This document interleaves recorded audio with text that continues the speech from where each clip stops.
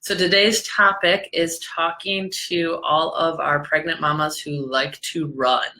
So let me first preface this by that if you are not already running as your main form of exercise and have been doing it for a while, pregnancy is not the time to start a running program, okay?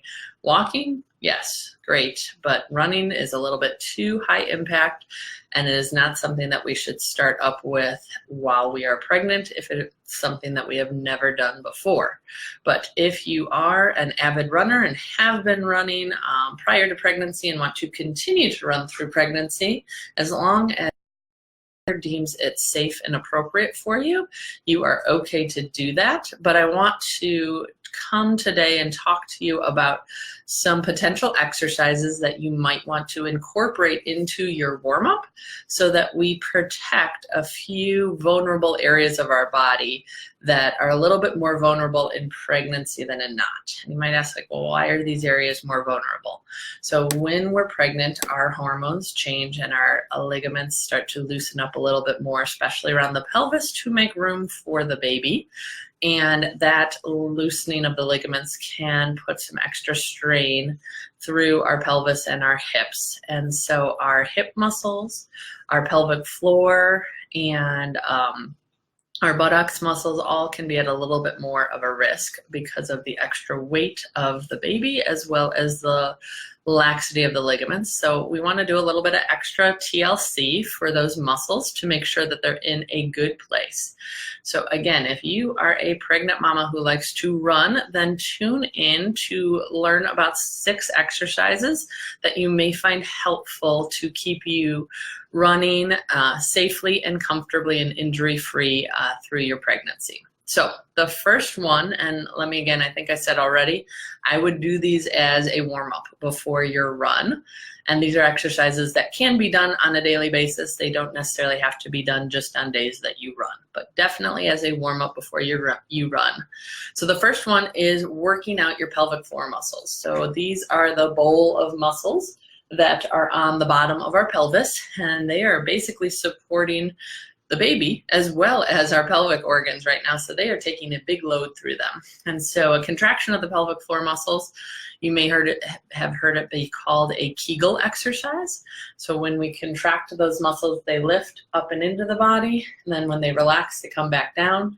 You can think about it as if you're trying to stop the flow of urine, or you're trying to hold back gas, or if you're doing it in sitting, like you're trying to lift your vagina up off the ground. So to do that contraction, you can do it either in sitting or standing.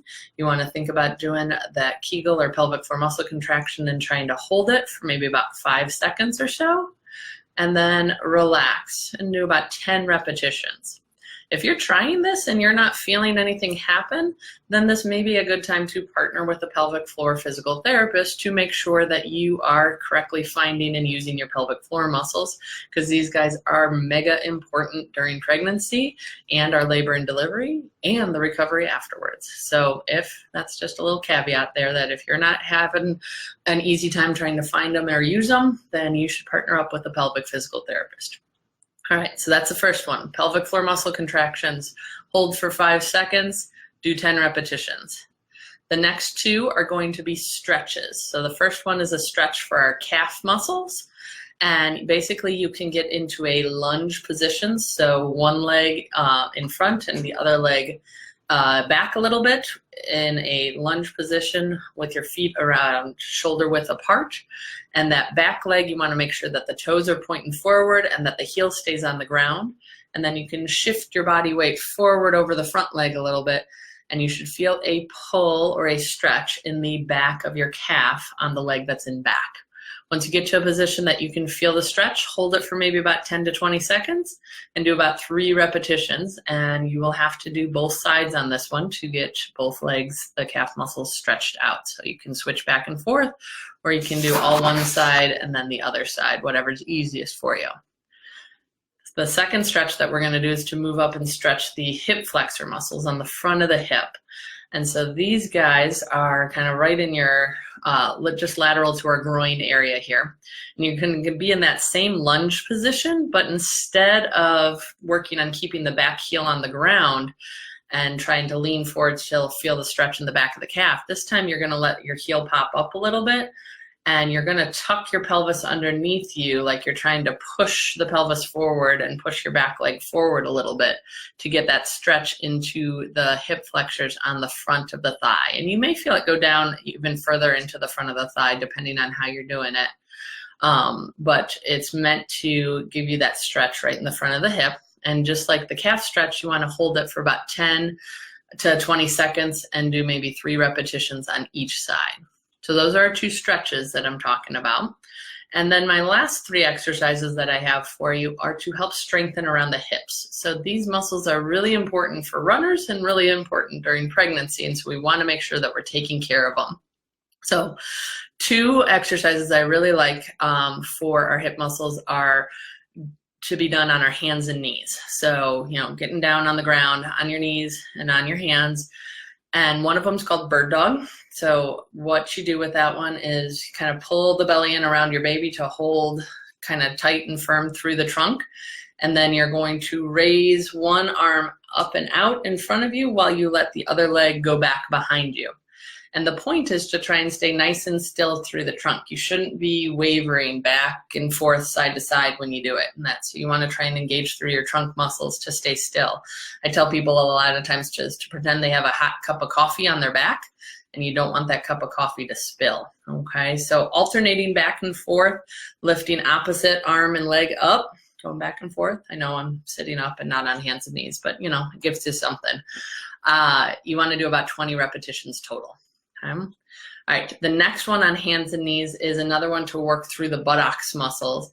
And so this is a hip extension exercise. So what you want to do is get stable in that hands and knees position, and then straighten one leg out behind you.